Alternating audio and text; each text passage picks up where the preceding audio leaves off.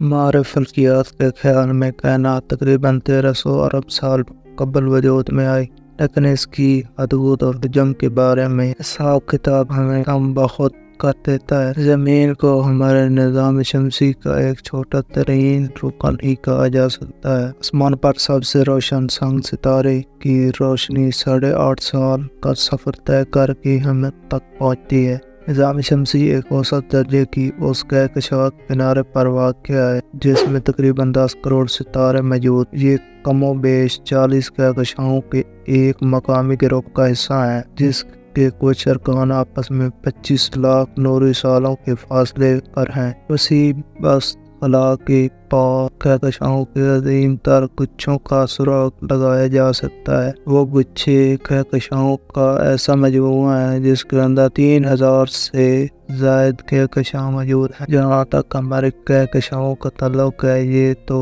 ایسے ہیں جیسے ہمارے گھر کا عقبی سیان ہو، یعنی ہمارے کہکشاؤں کائنات کے مقابلے میں بہت چھوٹے ہیں۔